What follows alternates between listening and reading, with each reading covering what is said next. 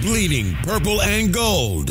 From the heart of Los Angeles, this is the LakersNation.com podcast with your host, Trevor Lane.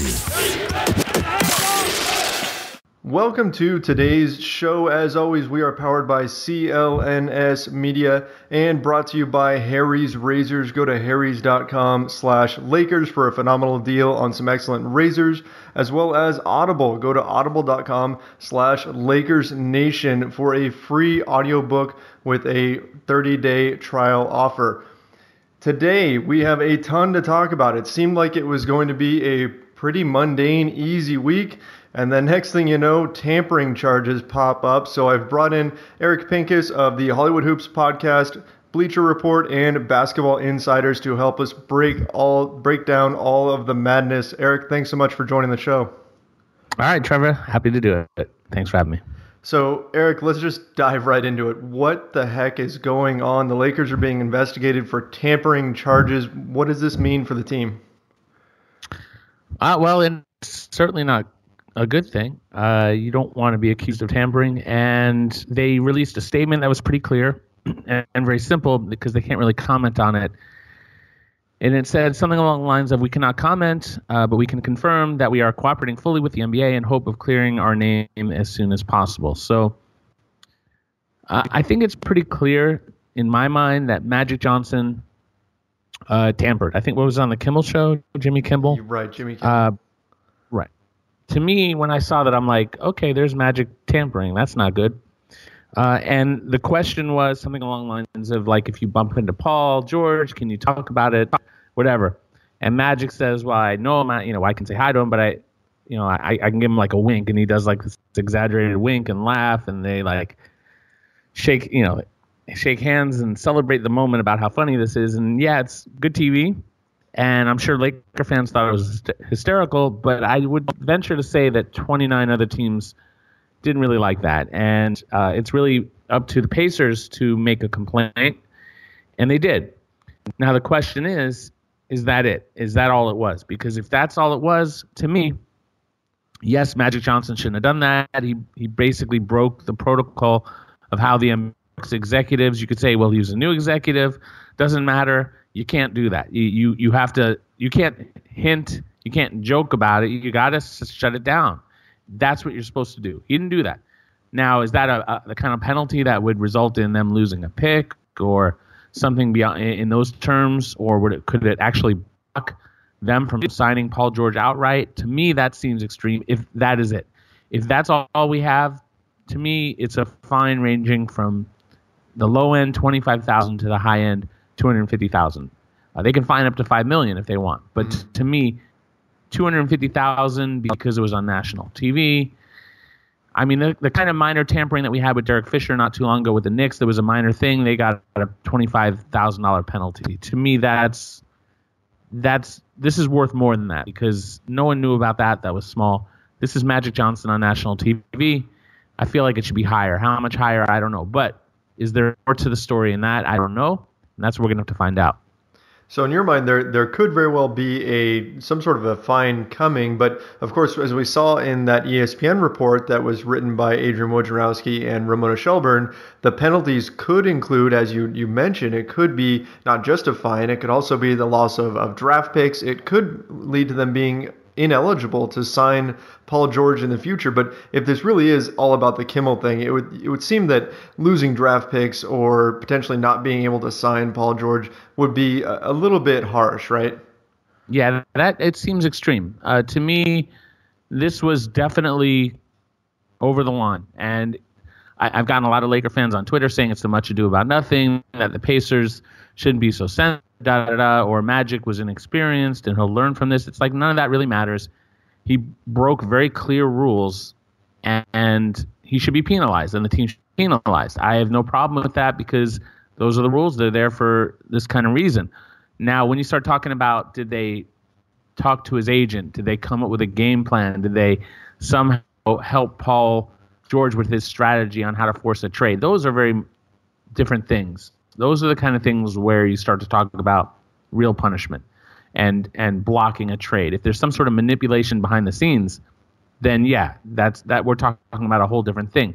All we know from the outside, which is where we're at here, because there's no one who's going to talk about this, that at least certainly that I know on the Lakers are just not going to talk about this because they can get in far worse trouble. They're in enough trouble as it is. They're not going to just say, oh yeah, let's talk about this.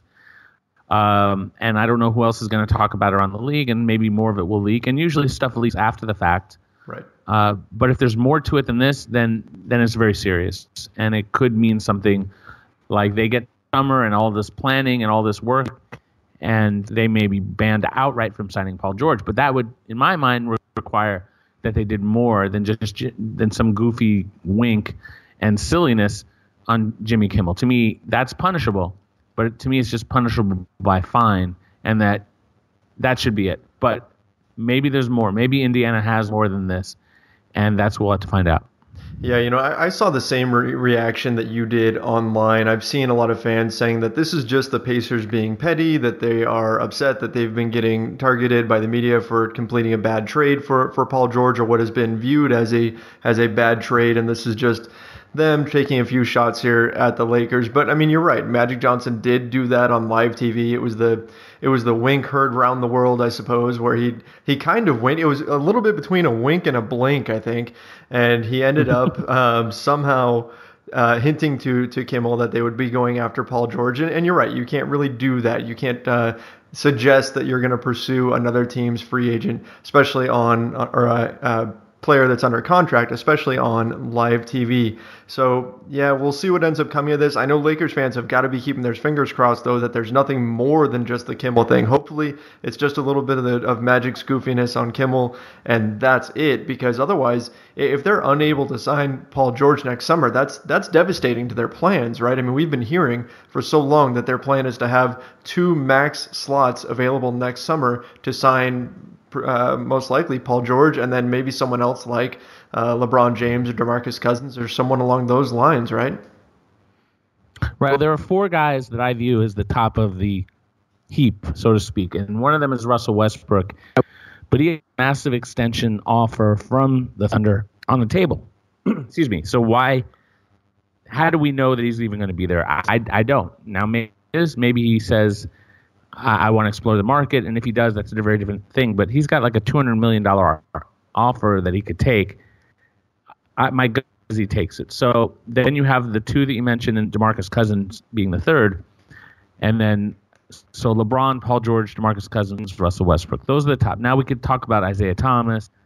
There are other guys. Technically, Kevin Durant could be a free agent, and Chris Paul. And you make a list of everybody in the world who could possibly be there. Really, to me, it's about Paul George and LeBron James, and I think that's really where their goal is, and we don't know how it all comes, because everyone has a goal. I have a lot of goals. It doesn't mean that every goal I'm going to set is reached, especially when I can only control so much. Same situation for the Lakers. They can't control what Paul George does, can't control what LeBron does, but they can put themselves in a position to have the spending power. But it doesn't help if they're blocked from signing Paul George. That certainly puts a crimp in the situation. And maybe that steers them to a DeMarcus Cousins and a LeBron James or some other path. I don't know. We'll have to wait and see. It's really it's an uncomfortable situation, I would expect, for the Lakers. But if they are confident that this is it was just magic and it was silliness, then I just don't see it coming to that. Yeah, absolutely. I mean, I know that the league has mentioned that they were going to be looking into, exploring it fully, and that maybe they'd be looking into emails and things like that. But, if it's really just the Kimmel situation and nothing else comes up, then they really should be okay. Now, one thing that I have seen come up quite a bit is we just saw Chris Paul go to the Houston Rockets, and clearly some things were being conveyed to Chris Paul while he was still under contract to the Los Angeles Clippers. I mean, he never got out of his contract with the Clippers. So obviously some of the players on the Rockets or through some back channel were clearly chatting with Chris Paul. And that's a completely different realm. I mean, it's a bit strange in the NBA, the way that players can get away with talking about things, can get away with trying to plan and bring players onto their own team or kind of collaborate with other guys on different teams without having to worry too much about tampering, whereas team officials can't. Do you have any thoughts on that whole situation and the way that all works out? They used to try to police players, and under the David Stern era, at some point, David Stern basically said they can't. They accepted there's too many players who say too many things. They have too many interviews. They can't stop players from talking to each other. They can't stop players from recruiting each other. They're not going to stop guys from having workouts together in the offseason. That's not in the rules by the CBA. They can't really block that. So at some point, they basically said we're going to wash hands of this, and players to a degree have free reign. Now, there's a limit to that, and I mean, if you had like a player organizing a campaign and putting out like a website and like so and so bring up this player over and going crazy, the NBA would step in. But by and large, the NBA stays out of the player-to-player thing, and that's fine. It's up to the teams to respect the rules. The rules is that you don't talk to the player on another team. You don't say we'd like to pursue that player. Once they're a free agent, you could say something along those lines. And I will say about Mitch Kupchak is that he followed the law and the letter of the rules to an extreme, to the point where he would be overcautious, where there were times where he could say the person's name, like free agency, and he still wouldn't say them. And he was in a lot of ways a Boy Scout in following the rules. And in some ways, that's very good.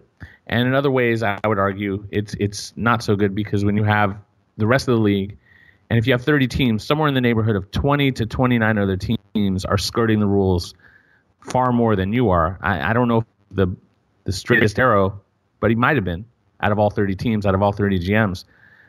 You're playing at a different level.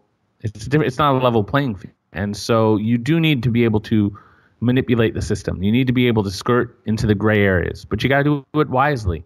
And so the Rockets, they had a deal with Chris Paul lined up before Chris Paul ever went into the meeting. Is that right? Is it tampering? Of course it's tampering. No, it's not right.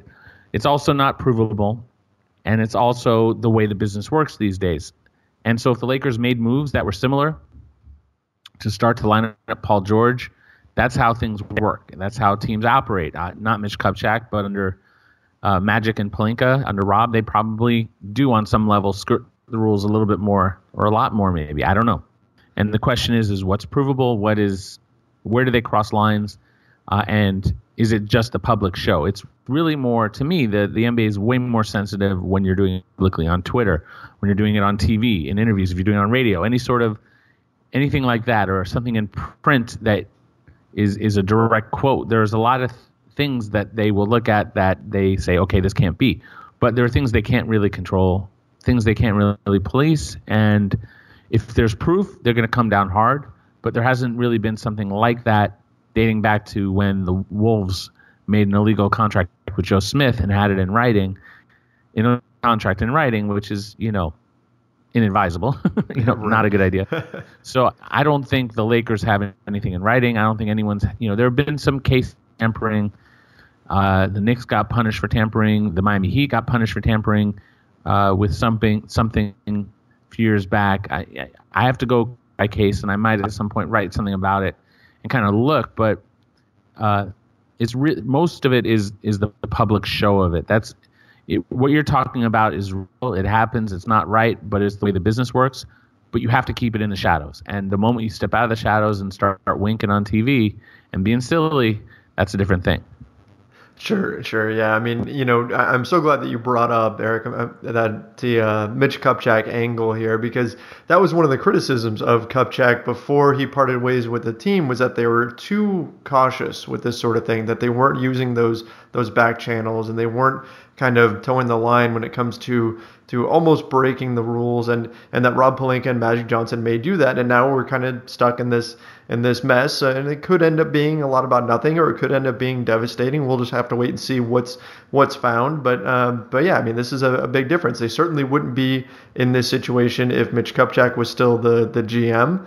But then again, I mean, the whole team would probably look quite a bit different. So you kind of take the good with the bad there.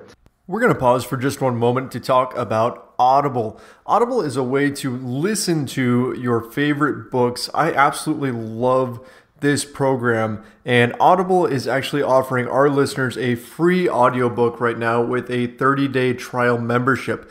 Just go to audible.com/LakersNation and browse the unmatched selection of audio programs. Download a title for free and start listening. It's that easy. Go to audible.com/LakersNation. That's audible.com/LakersNation. You can get started today. They have an unmatched selection of audiobooks, original audio shows, news, comedy, and more from the leading audiobook publishers, broadcasters, entertainers, magazine and newspaper publishers, and business information providers. Guys, you know what? It's always hard to find time these days to read a good book. We're always having multiple screens pulling us in multiple directions, trying to multitask. Well, I found that Audible gives you a way to listen to a book rather than have to sit down and read it, which makes it much easier to consume. Personally, I listen all the time in the car. In fact, the most recent book that I've been listening to is Bigger, Leaner, Stronger by Michael Matthews. I've been trying to get back into shape, and this book has given me a ton of great tips. Even being a guy who is a lifelong athlete and work out quite a bit, I still have picked up a ton of great information from this book that's helped me out a lot. So would definitely recommend it. Again, and Audible makes it possible because there's no way that I would have had the time to sit down and read through this entire book, and I'm just about to finish it by using Audible. So again, go check it out. Awesome deal. Audible.com/LakersNation. That's AUDIBLE.com/LakersNation. Go right now.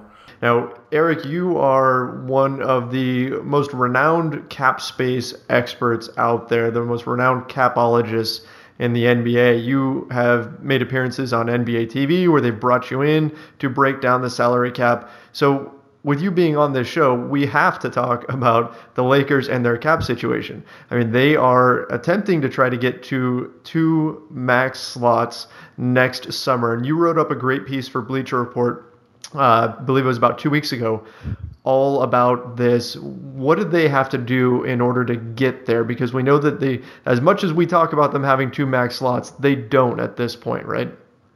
Right. No, they're not anywhere close to that, really. You've got Luol Deng, obviously, that's the name that jumps out. But you've also got Jordan Clarkson, contracts with players that you would say you would want to keep: Lonzo Ball, Brandon Ingram. And then there's Julius Randle, who takes up about 12. I'm going to round up $12.5 million just to kind of go even numbers. And same with Jordan Clarkson, he's 12.5. So let's just use those numbers, 12.5 for them. Mm-hmm. And then you've got guys like Ingram and Kuzma and Hart. But you really don't have a lot of players. But that's not a lot of money. What you need to do is if you want to pay to get, say, LeBron James, you need to have, rounding the numbers, $35 million. And if you want to pay Paul George, you need to have $30 million. So you need to have $65 million in cap room. That's a lot of money. Yeah. There's very few teams who can say that they can get to that kind of cap room without doing something to really decimate their roster, right? So if you just plug the numbers in, and we're going to assume that, let's say they let go of Tyler Ennis and they're blue the team, I'll hold on to, let's say, Ivica Zubac, just for the sake of argument, just for the fun of it, right? And so you've got basically Luol Deng, Jordan Clarkson, Lonzo Ball, Ingram, Nance, Kuzma, Hart, and just for chuckles, they let go of Thomas Bryant, but they keep Ivica Zubac. And obviously, you can work within the margins here. If you're close, you'd be all right. So that's 1, 2, 3, 4, 5, 6, 7, 8 players. So you need to have, and now the Lakers don't have a pick. Right. So there's some empty roster charges. You have to get up to a certain. Basically, it's almost $900,000 for every player you have under 13. So to 12. So if we total all that up real quickly, you get about $54 million. And I want to make sure I got that right. But let's say it's $54 million, and the cap is expected to be about $102 million. And I'm going to double check this because I'm running the numbers live as we do this, just to make sure that they're fresh. That's about $48 million in cap room. So we talked about needing $65 million to get a Paul George, and that doesn't include Julius Randle's cap hold, right? So at this point, the Lakers have let go of Julius Randle. They've renounced him, and they're still about $15 million short, $13 million short, $18 million short, depending on if they were getting, let's say, Cousins and Paul George, that's only $60 million. If you're getting Russell Westbrook and LeBron James, that's $70 million. And if you're getting one in the top tier and one in the middle tier, now you're talking about $65 million. So you're running into some math problems, right? Right. So now just to clarify, those numbers for the difference between a Russell Westbrook, LeBron James versus a DeMarcus Cousins, Paul George is how long they've been in the league, correct? Exactly. You have the players on their rookie contracts who are rookies all the way up to 6 years in the league get the bottom tier. So that would be Nerlens Noel right now. He's looking for someone to pay him $25 million based on these numbers. And we'll just stick with these numbers. They're close enough. The middle tier guys who are 7, 8, 9 years in the league, and then anyone 10 plus. And we've heard about the designated veteran extensions, right, or these massive contracts, the Supermax. What that does is that enables someone in the middle tier to jump up at the top tier. So let's say that Paul George was still in Indiana. He stays. We're in a different timeline. He's named MVP of the league. Now they could pay him at the top tier, even though he'd be eligible normally for the middle tier. And no one else, now that he's been traded, he's only eligible for the middle tier because he hasn't been in the league long enough. And the same rule exists for rookies as well, where you can give a massive extension, a Supermax, where you can jump up. You're jumping from the bottom tier to the middle tier. So that's what these Supermaxes are. This really applies because LeBron James and Russell Westbrook are 10 plus years, or at least they will be next summer, right? In the case of Westbrook. So they're eligible for that tier. In the case of Cousins, he was traded from Sacramento, not eligible. In the case of George, traded as well, not eligible. So both those guys can get that kind of money at the bottom tier. Let's just go and say one in the bottom, one in the top. You need $65 million. So what the Lakers need to do is they need to get rid of Jordan Clarkson. I'm just saying in theory, right? So let's say you get rid of Jordan Clarkson and you can't find a taker for Luol Deng, right? So now you trade him away to a team that can take him on, and they don't. Jordan Clarkson's gone for nothing back. Now you're at about 59.4. You're in the range of that $60 million, and so we're not going to quibble at this point. Maybe you lose Zubats. Maybe the player takes $300,000, $400,000 less.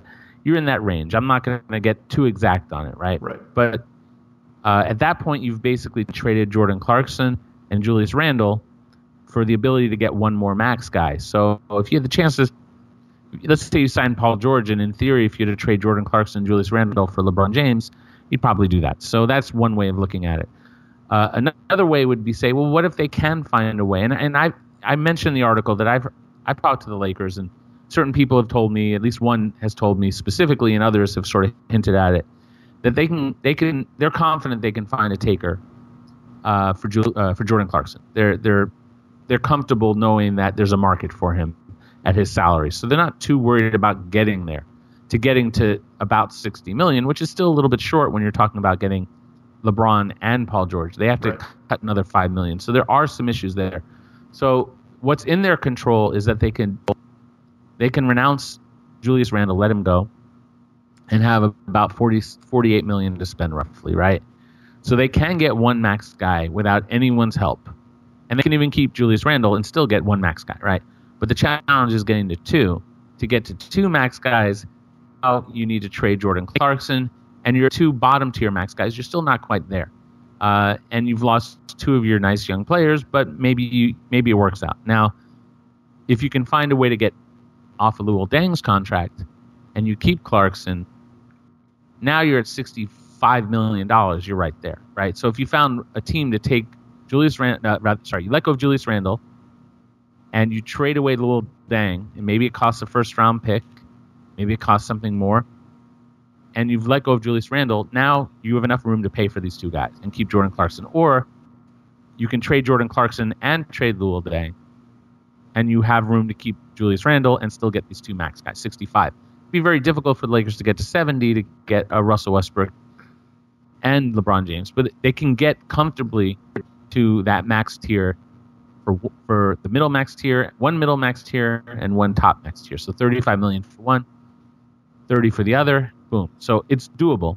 But you're talking about trading away Luol Deng, and I don't think there's a lot of takers. And if you say, well, maybe someone would want Jordan Clarkson and they'd be willing to take Deng, you're basically saying, is someone willing to take on $30 million a year to get Jordan Clarkson? Because that's what the price is. If you add Luol Deng plus Jordan Clarkson, it's over $30 million a year. I find that to be a bit of a stretch. I don't think Jordan Clarkson has that kind of value, but maybe he does if it's including a really nice draft pick, or maybe there's some other reason. So that's kind of the nuts and bolts of it.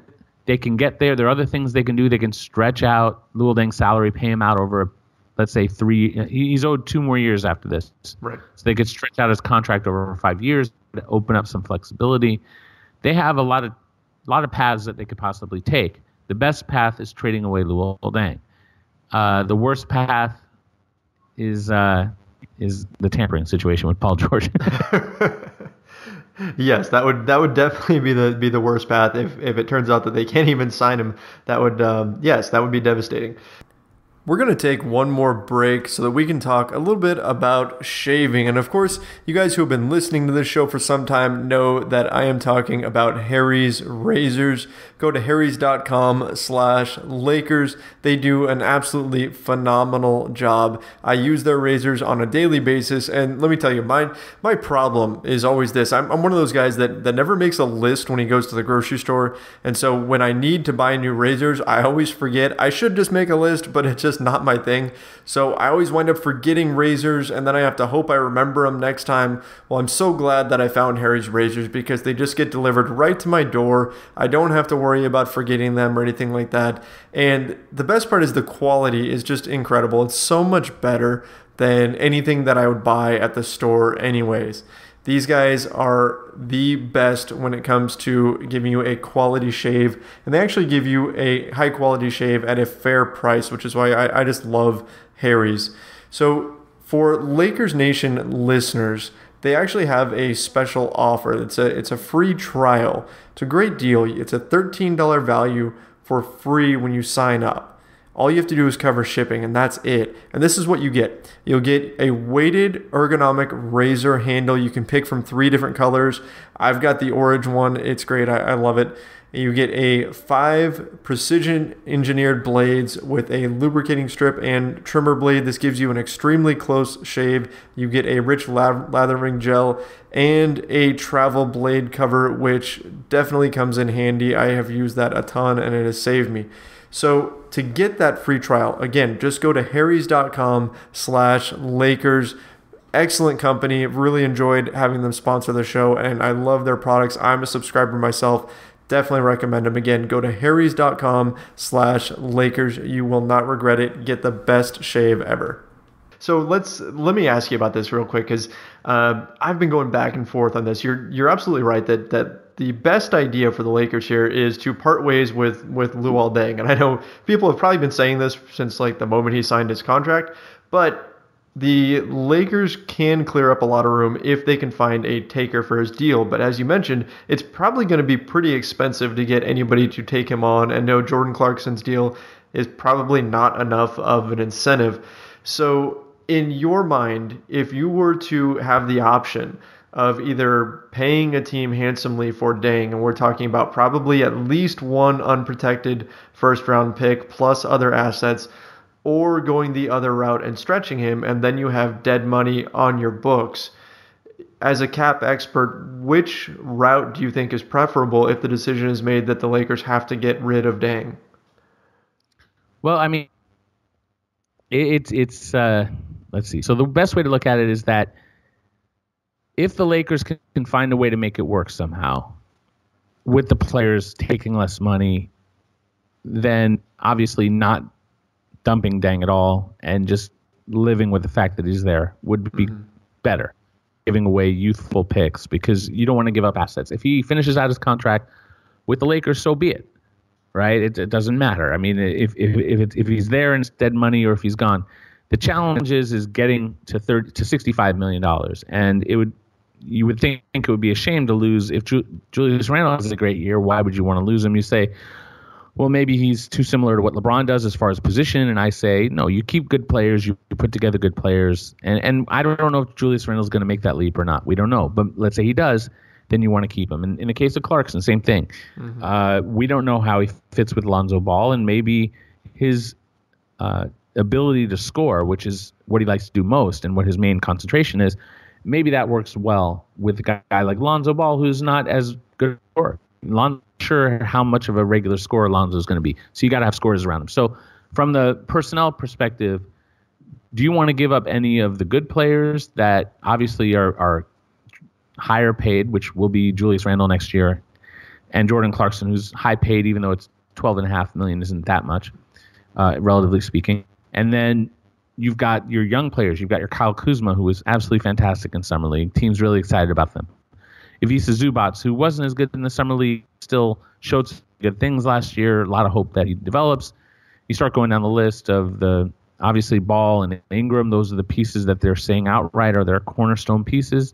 So you don't want to lose any of them. And there's also a point where, let's say you do sign these players and you do get them to come. At that point, if there's no reason, on one hand, there's no real reason to stretch Dang if you don't need to, because what's the point? Like, once you're over the cap, you don't need the cap space that opens up, right? So if you can get it done with Luol Deng, then if you just stretch him, you're paying him money for not being there, and that's fine. But what does it get you? The only thing it helps you is it might save you from luxury tax. There's a point where maybe there's a reason to do that, to save luxury tax, or if there's a hard cap situation down the road, maybe he could be. So there's arguments down the road for maybe stretching him, but if they can find a way to make it work, if the only cost is Jordan Clarkson and Julius Randle, if they don't believe in these guys, then maybe letting them go is the way to go, and holding on to it. It's really a question of, I guess, what's more valuable, some future consideration, or Jordan Clarkson at $12.5 million, or Julius Randle at whatever it costs to keep him, which could be a lot more than $12.5 million, could be $20 million, right? So there's a lot to factor in. The best case to me is getting rid of Dang, but the price, it depends on the price. It flat out does. If the price is 2 first-rounders, like I think at some point they might be able to trade Clarkson for, let's say, a late first-rounder, someone, say a pick that's at 27, just throwing out a random number, right? Like so now you go into trade. it. Right. Let's say that you do a Lou Williams type trade, and now you go into the draft this coming year, the next June, and they can't trade their pick before the draft because of the Stepien rule, which says you can't trade future picks. But as soon as in consecutive years, right, you have to have a pick in the future in every other draft. Well, once you get to the draft itself, and now you've already completed the draft, you can then trade the pick. So what the Lakers, and that's actually what happened in the case with the Nets, not because of the Stepien rule, but just that's what they chose to do. And so the D'Angelo Russell, Brook Lopez trade with Mozgov didn't actually happen until the Kuz pick was made at 27, and then they executed the pick. And I think it was a flexibility thing for the Nets, because had they, I don't want to get too into it, but they could have faced some Stepien issues had they found some other trade the night of the draft. And so holding on to the 27th pick enabled them, if they wanted to trade the 28th pick. Whereas if they made the trade beforehand, they traded the 28th pick.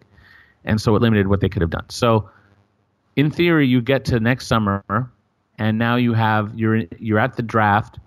I don't know if any team's going to have enough cap room to take on Luol Deng. That's another issue, right? And I don't know how many teams are going to have cap room next year. There's maybe 10 teams or a dozen teams that might have cap room next year. But you find a team that agrees to make this deal so that when July hits, July 6th, the first day the moratorium's over, they're going to use their cap room to take on Deng. You could then trade the 2018 pick and this theoretical 27th pick in either this draft or even the next one that you got for Jordan Clarkson, and now you're trading away 2 firsts for Luol Deng. So that, to me, is kind of a plan. And that's probably, in the Lakers' view, maybe not even a plan they would want to do. They probably, in their mind, I having spoken to them a little bit about this, and there's only so much they'll talk about different people in the organization, only know so much, different people in the organization, because it's not Magic who's telling me this stuff.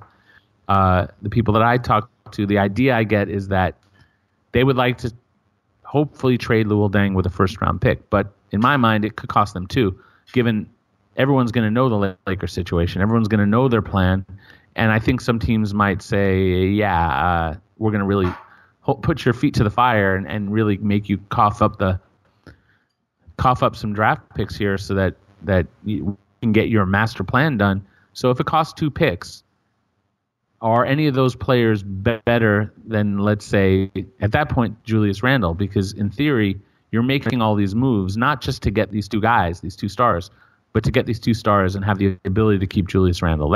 Or you could say KCP, Kentavious Caldwell-Pope, sure. Or maybe you need that money for Brook Lopez. All these things kind of factor in. I'm not convinced that there's going to be a huge market for Brook Lopez anymore. So much so that I would not be shocked if they get to keep him at the room exception for about $4.5 million for 1 year, and then the next year they still have his bird rights and the ability to give him, say, $10, $12, $15 million a year. I wouldn't be shocked if something like that were to happen. If let's say everything works great, fits in great, Brook Lopez loves what he's doing, and there's not a huge market for him, and the Lakers get LeBron James and Paul George, but the only way they can bring him back is $4.5 million, but can pay him in a year's time. To me, that's not outrageous. So if you can have a team built around Paul George, Brook Lopez, Lonzo Ball, Brandon Ingram, LeBron James, and maybe keep Julius Randle, I mean, you're getting into some serious territory there. Or maybe keep Kentavious Caldwell-Pope, one of those 2 guys, whoever's the more important fit. So really, I think it's either Deng. You keep Deng, or you find a way to keep someone else. And that price of getting rid of Deng, you have to compare to someone else. So if it is 2 picks, and one of those picks that you get is because you dumped Jordan Clarkson, all these things, Jordan Clarkson plus 2 firsts, basically. Even though Jordan is for one of them. Jordan Clarkson plus a first, if that's how you want to look at it, right? In the most simple terms, Lakers give up their first and they give up Jordan Clarkson for the ability to keep Kentavious Caldwell-Pope or the ability to keep Julius Randle. Or you just keep Deng and let all these other pieces go and just say, oh, well, we only have so much spending power, but we can make it work with what we have, and now we don't give up these youthful considerations. You don't give up a pick. Maybe that's a better path. I don't think the Lakers know the answer because they can't until they are in the position to really field concrete offers that aren't there right now. Yeah, you don't know exactly what option they're going to take because they don't know exactly what's out there. Like you said, I mean, they haven't been secretive about their plans at all. I mean, everybody knows exactly what they want to do, that they want to try to sign 2 max players, and there's no team in the league that is going to be tripping head over heels to help them do that. So it's possible that maybe someone does kind of try to put a little pressure on them and extract more value from them in order to take a guy like Luol Deng. But it's going to come down to, like you said, that ultimate price. What does it cost in order to move Deng? Is it worth paying that price if it means keeping Randle or Clarkson or potentially KCP? Now, I want to talk about that Brook Lopez bit that you were talking about just a moment ago, because you mentioned $4.5 million per year for Brook Lopez, and I just thought, man, that is such a sign of the times and a sign of how quickly the center market has just fallen off. I mean, Brook Lopez was almost 20 points a game last year. He stretched his shooting all the way out to the 3-point line. This is a very high quality center, and you're seeing the market as being so weak that he can only get a 1-year deal for $4.5 million. Is that just kind of the way the league is moving, or is that just a function of teams running out of cap space for next year, or is it kind of everything wrapped in there? What's your take? Well, if you figure, let's say 12 teams have cap room, and some of those teams use it to keep their own guys, and then teams go ahead and spend on the big names, and then you may get to a point where, let's say it's let's say it's the Sacramento Kings, and they're one of the teams with cap room. Why, where they are, would they go after Brook Lopez at a high dollar, right? I think some of them just won't fit, and I think what happens is you get to a point where there's a number of teams that have the mid-level exception offer, which will be about, let's round up to 10. Let's just say it's $10 million. if you're Brook Lopez and you have a chance to join a contender for $10 million, that's feasible.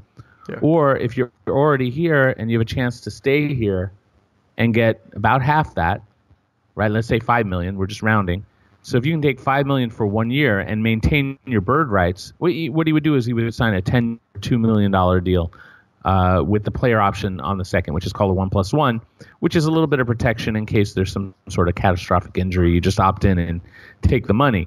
But the goal would be you sign the very next year, and let's say they pay him the mid-level amount, maybe a little bonus. So let's say they pay him $12 million a year for 4 years, and he gets a $48 million contract.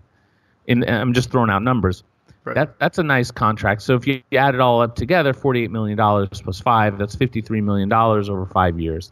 That averages out to be, roughly. Let's just say let's say you can get 50 over 5 to be round, and that's $50 million, $10 million a year. That's all feasible.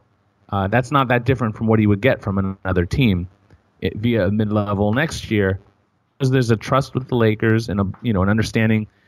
And this is where you start to get into those gray areas and those wink areas that you're not supposed to prearrange stuff, but they can That's basically. What I was going to ask next. Yeah, you can't agree to this. You can't say this is what we're going to do. Equally, teams do that, and they do say this is what we're going to do. They just have to be sensitive about it, and I wouldn't put it past Rob Pelinka to be someone to say, okay, this is what we're going to do. This is what we want to do. We believe in you. Our financial situation is what it is.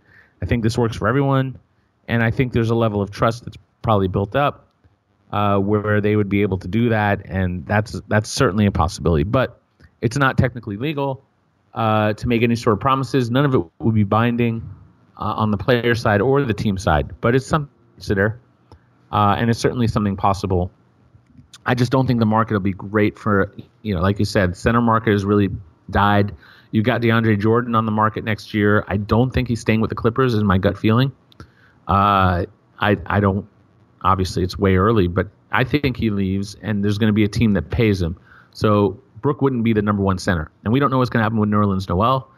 With Dallas, he may take a 1 year with them to hit unrestricted agency next year, and given his age, he may be ahead of the list for Brook Lopez too. So if he ends up being the second or third or fourth top center in free agency, I'd have to look closely at the list.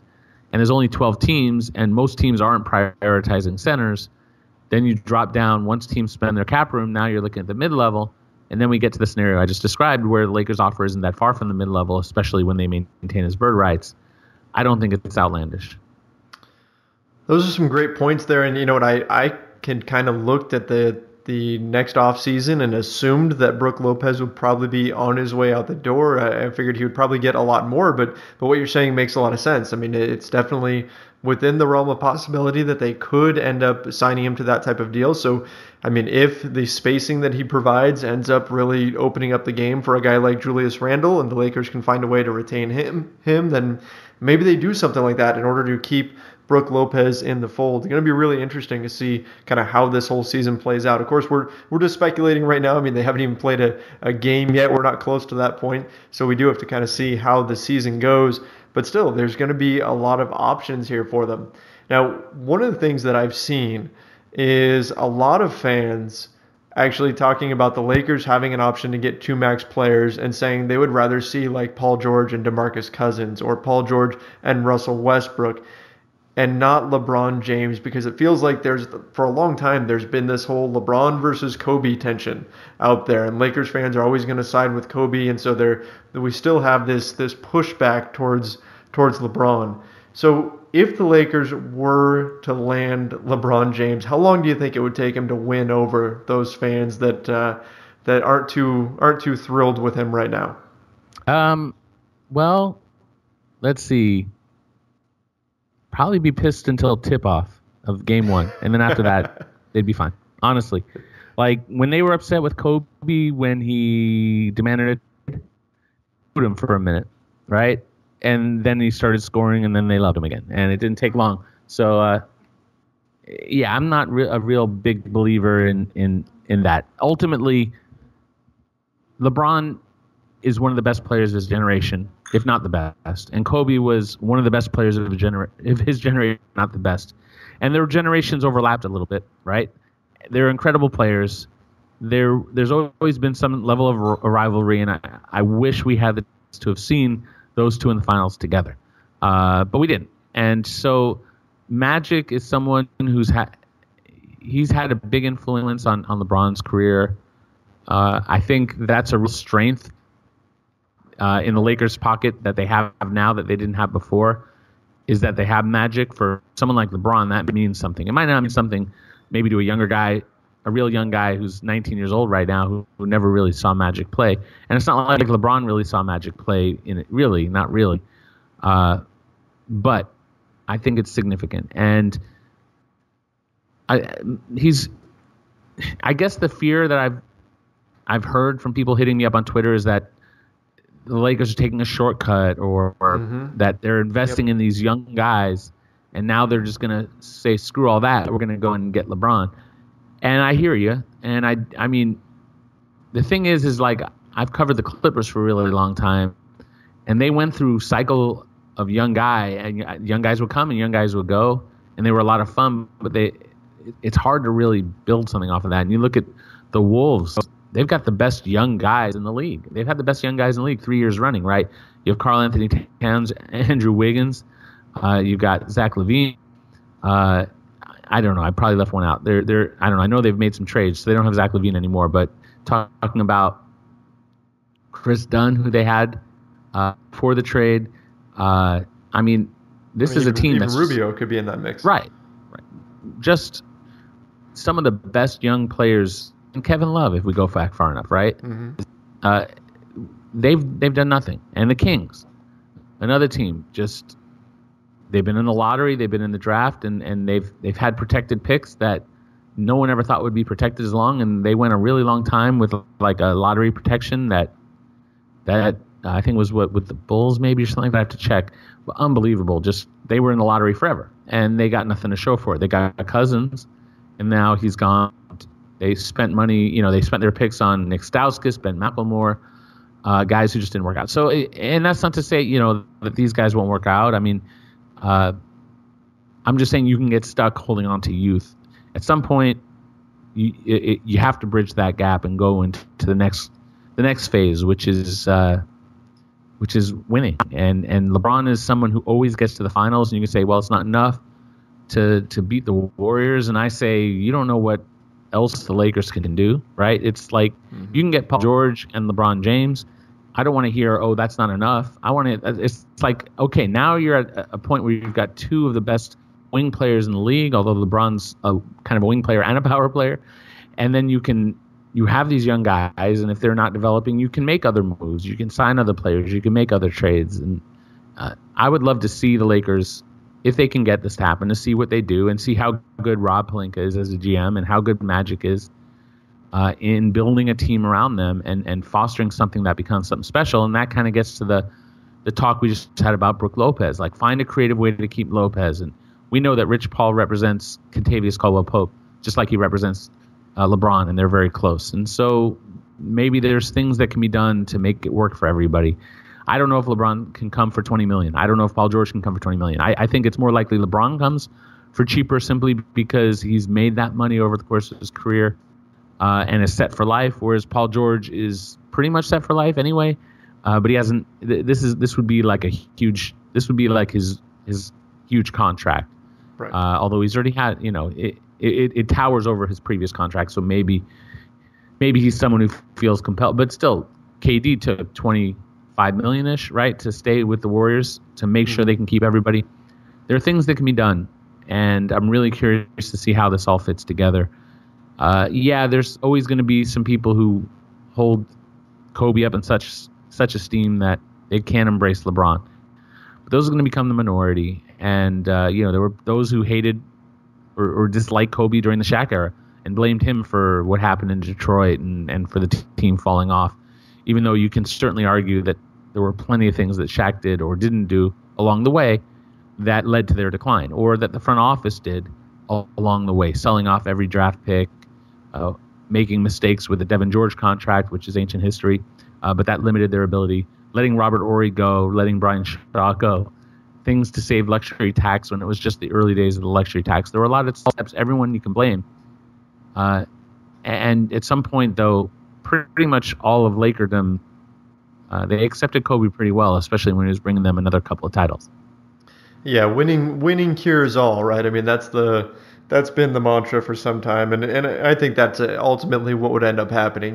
Once LeBron got out there and actually started playing, then those fans who have been just kind of programmed to dislike LeBron James because of the LeBron versus Kobe thing, I think they would eventually come around. That would just be sort of a natural transition that would happen. I don't know if you saw this on Twitter Day. You probably did, but in Cleveland, they are already, or actually this was in Akron, I think, they're already selling shirts saying "Stay Home" with the number 23 on them for LeBron James. So the effort has already begun to try to get LeBron to stay in Cleveland. And as we know, having gone through the whole Dwight Howard fiasco and the big stay billboard, that could end up being a bit of a bad omen, right?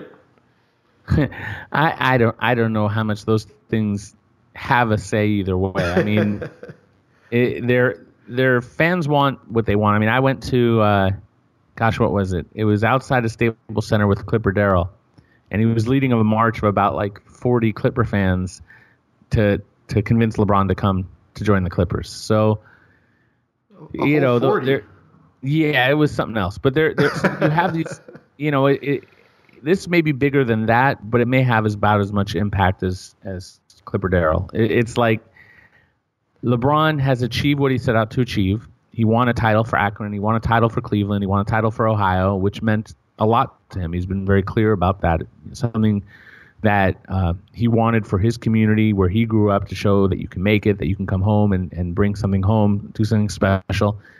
And I think it's pretty clear that there's been some acrimony with him and the owner of the Cavaliers, Dan Gilbert, from videos talking that LeBron was talking about his mom refused to move back to Cleveland because of the owner, and there were some things that were clear that he's not comfortable with. We could talk about the politics of it, that Gilbert invested money to help get Donald Trump elected, and LeBron James is very much a detractor of Trump. In some of his recent statements have been very clear of that. So maybe there's some political issues, there's some personal issues, some bad history. And then you have Gilbert, the general manager, being let go, and the team may just be kind of stuck where they are. So you factor all those in. Now, if you were to ask me, where would LeBron go? If I'm LeBron, I'd probably, if I'm an advisor, I'm probably advising him to go to the East, get to the finals every year. Once you go to the West, he may be playing for second in the West. If he can't get past the Warriors here, he's not even getting to the finals.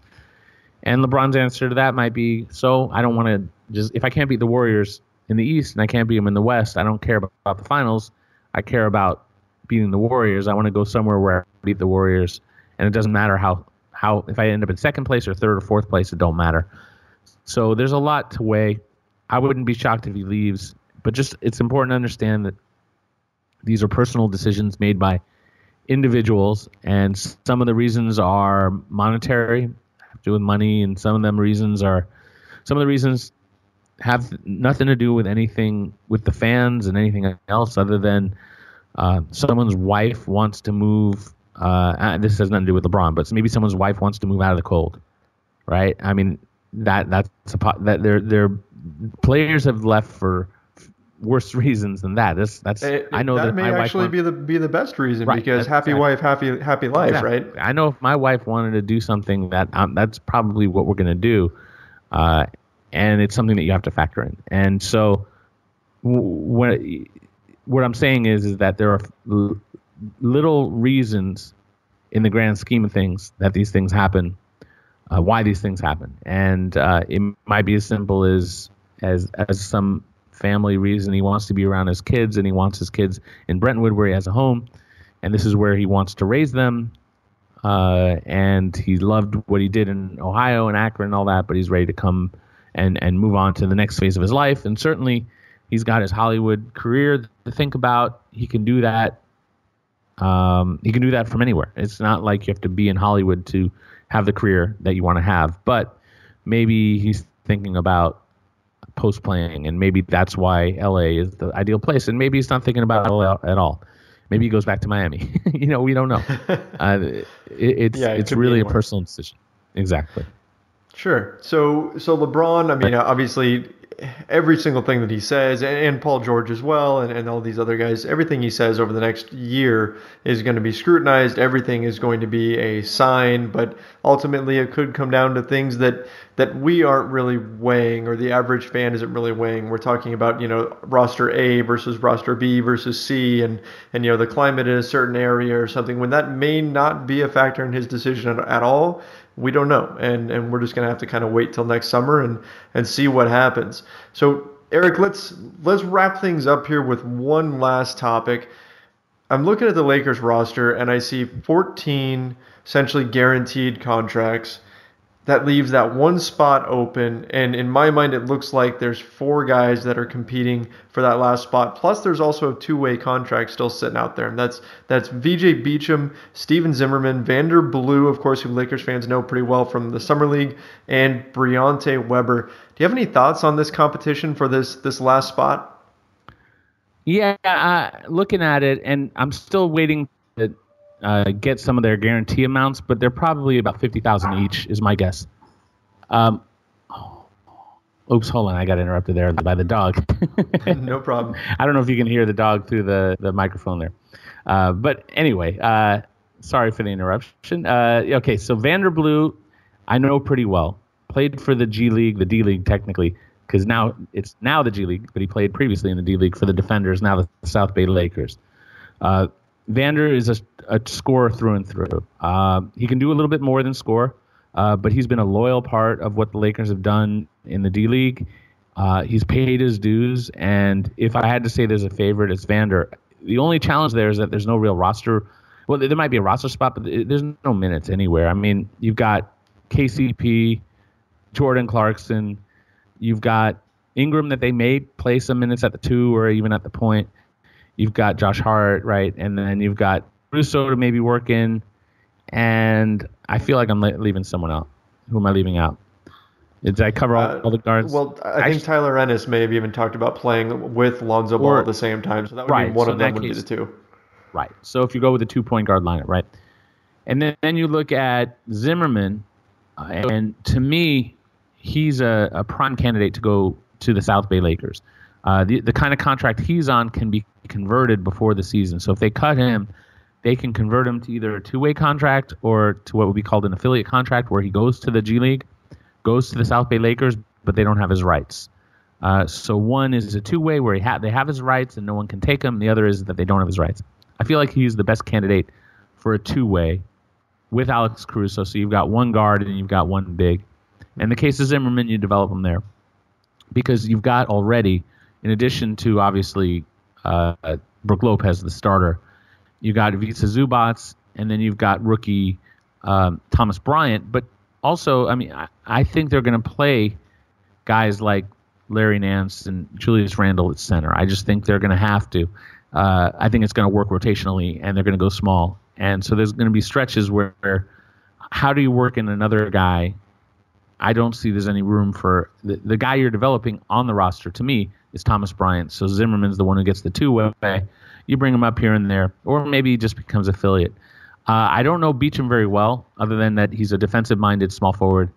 I don't know where minutes would be, similar to the Vander Blue problem, where minutes would be for a guy when you've already got obviously Ingram and then maybe Luol Deng and Corey Brewer. And then they're going to probably have to play some small ball lineups just to get the guys that they have on the floor. So you might see Clarkson at small forward some. You might see Ingram. Let's see. Let me see who else am I leaving out. Is there anyone else who could play small forward?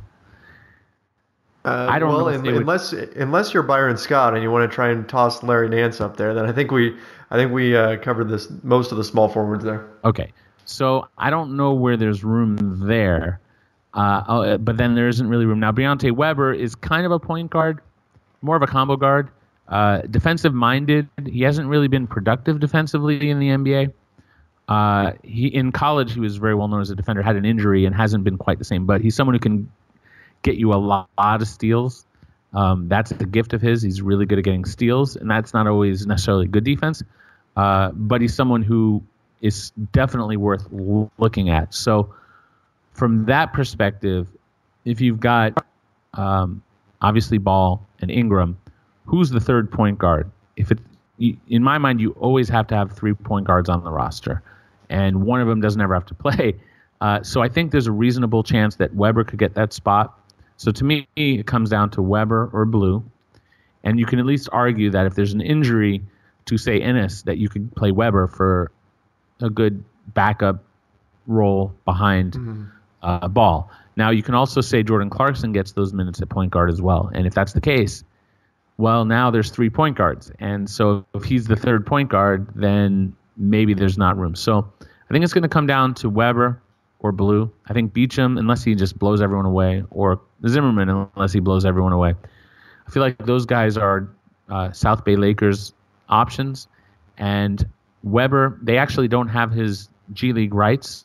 He would go to the Miami Skyforce, I think it is. But that doesn't necessarily matter, because if they did want him on their D League team, G League team, what would happen is that the South Bay Lakers would make a trade with the Miami team, and they would acquire the rights. They'd probably give up a first or second or third round pick or something along those lines to get him. So all that could be worked around. So I like what they've got here. I like Alex Caruso. He's someone who has potential. I think he's even a borderline NBA player. I don't know how good, but I think he's someone who has NBA skill. I don't know if it'll all come together for him. And then in the case of Weber, he's shown that he can play in the NBA as well. And Blue, he's never really had a shot. I'd love to see him get a fair shot. I think that's all. I've spoken to him. That's all he wants, is just a shot to show that he can do it. And I do think he can. When you have honestly, if you put Vander Blue on a team right now, that was a terrible team, and gave him like 30 minutes a game, he would average at least 17 a night in the NBA. I have no doubt he could even near 20 points a game in the NBA. I just don't think that team would win many games. Right. So I think there's a place for him. Having known him for a while, it would be a nice story for him to stick with the Lakers. But if it doesn't happen, it doesn't happen. So they do have a nice little mix there of a lot of different options, and I totally agree with you. I think that the competition is really going to come down to Vander Blue versus Briante Weber, and that those two guys are going to be the guys to watch through training camp and into preseason and everything. And we're going to be seeing, kind of these two guys go after each other for that last roster slot, and maybe Vander Blue gets it. I was impressed with Vander Blue at Summer League. I thought he was pretty darn good. The first couple of games, I kind of thought he got a little bit of tunnel vision, but it seemed like he worked on that. And I mean, you've spoken to him a lot. You know that he's definitely got that scorer's mentality, but I noticed a difference as Summer League went on. I felt like he was looking to pass more, or at least being more aware of teammates who were open out on the court. And I think that's going to make all the difference for him. So I think he definitely has to be the heavy favorite. Did you have the same assessment during Summer League, watching him play and having spoken to him? Yeah, I mean, I've seen him play enough with the defenders to know that he is more than just a tunnel vision scorer. However, that's probably his best attribute, and so it's a two-way thing. It's like there are times, and especially with someone like Lonzo, where you just need a guy to just get to the basket, get to the rack, and Blue can shoot. I mean, he shot really well from three with the G League, with the D League. I don't know. In the past, it's the D League. It gets me very, very thrown off rather.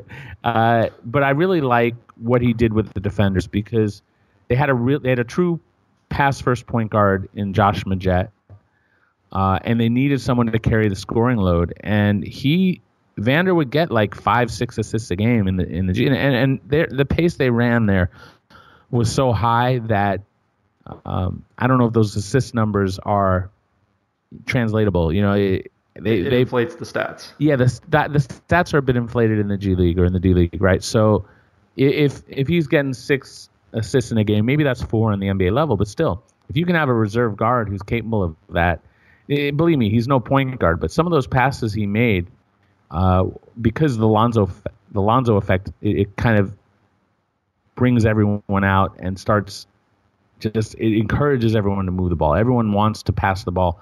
They know they're going to get it back, and it's just a style of play that we saw at UCLA with Lonzo. And I thought, yeah, it really started to even impact Blue, but he's definitely a score-first guy, and that's not so bad. There are times you just need a guy to come in off the bench and microwave you some points. You could talk about the purity of the game. You could talk about efficiency, and you talk about all the stats and analytics you want, but there's a certain point where you just the only stat that matters is scoring more points than the other team, ultimately. It doesn't matter how you do it, how ugly it is. And there's a guy who can score, and that's not even if he can't do anything else, and I'm not saying that he can't. That he can score is a factor. You just throw a guy in the game when you just need someone to just attack the basket, get the line. That's valuable. And Vander's a good guy. I mean, I don't know if his reputation is, for whatever reason, has been, I don't know. There's been some sort of negative about him that he's not a good team guy, but that's just not what I witnessed with the defenders at all. So, I mean, he's not someone who he's not like, Larry Nance is extremely gregarious and really friendly and charming. Right. And I don't know if Vanderblue has that a comparable bubbly personality. That's not in a negative. I'm just saying Larry Nance is extremely friendly. And I don't know if Vanderblue is that same personality, but I never noticed anything negative about him. And he's been really loyal to the team. And I think it sends the right message, the Lakers bringing him to camp. But from this point on, he's got to earn it himself, and let's see if he does. All right. Well, certainly one of the stories to watch as we progress and we get closer to the season. Eric, I want to thank you for coming on here tonight. Really appreciate your time. Before we get out of here, you want to talk a little bit about you've got your own show, you've got the Hollywood Hoops podcast, and then the work you're doing at Bleacher Report as well as Basketball Insiders. If you have anything big in the works or anything like that. Well, it's thankfully it's a little bit quieter right now, which has helped because I just about lost my mind in July, which is about my busiest time because I'm updating all of the salary sheets over at Basketball Insiders, where I break down each and every team. You want to know anything and everything about that team's financial picture and their draft picks and who they spent their money on and how they got there and what transactions they made, what deadlines do they have coming up, et cetera. So that's what I do year round, but the bulk of it is in July. Past that, there's all these little updates like figuring out how much they guaranteed Browntae Weber, et cetera, if any. That's what I have to work on. There's a lot of little updates. As far as Bleacher Report, I write weekly, basically on the Lakers, although this time of year it's a little bit less. I'm probably going to have to write something along the lines of this whole tampering nonsense to see if there's anything to it. See if I can get more information on that. And we've been carrying our Hollywood Hoops podcast. I work with Josh Martin, both of Bleacher Report and Clippers.com. And together we're Hollywood Hoops. We have a lot of fun focusing on LA area sports, mostly Lakers with Clippers, Bruins, some Trojans. We've had Nneka Ogwumike from the Sparks on, so we touched on that. We had the commissioner a couple weeks, Chanel Smiley of the Drew League on, but last week we had Samaki Walker on, which I gotta say I thoroughly enjoyed that episode, basically because Samaki was really, really fun to have on. He was really, really good. And if you're a longtime Laker fan and you remember the days of it's towards the end of Shaq Kobe era, it was year 3. I mean, Samaki hit that big 3-pointer in the Kings game. Robert Horry's shot wouldn't have counted. Or would have counted, it wouldn't have mattered had they not had those 3 points going to half. Samaki wasn't a 3-point shooter. I think he only had one. That's right. Didn't replay show that shot was actually after the buzzer too? Yep. I remember. And I think that plus the Fisher play the next year. It was the next year. I think it was the next year. Yeah. No, it was 2 years later, right? So I think those built the momentum to get the rules changed so that there was better technology as well. But back then the games weren't on HD and the technology wasn't as good. So yeah, that shot. But I brought that moment up, but I also brought up in the same breath, like I brought up his best moment and his worst moment. And I brought up his sprained ankle on the opening tip in a regular season game where he got hurt on the tip. And he laughed his butt off. It was hysterical because he's like, I'm the first person to bring that up to him, like literally since it happened. And he hadn't thought about it. And man, just for me, that was the highlight of his laughing at that question. Good stuff. So that's Hollywood Hoops. We're on Almighty Baller Podcast Network, of course, and it's we do that weekly. A Bleacher Report. Just keep your tabs out. Keep an eye out. I write in-depth stuff, either from the salary cap perspective or from interview perspective over at Bleacher, and then Basketball Insider's all my salary cap stuff, and then every so often when you put on NBA TV, you might find me. They had me out for the trade deadline and the NBA draft and the beginning of free agency, so I can try to explain to the casual fan what the heck is going on out. And you do just a phenomenal job with everything that you do. But of course, I mean, I feel like I don't even need to even say this, because anybody that has ever looked up salary information for their team or any team in the NBA has pretty much seen your work, because you've become just the go-to guy for all things on salaries and cap space and how much room each team has and everything. So it's an incredible job that you do. I have to compliment you on that. Your information that you put out there is something that, I mean, I visit on a weekly basis, if not a daily basis, especially in July when we're looking at all of this stuff. So yeah, truly appreciate all the work that you do, Eric.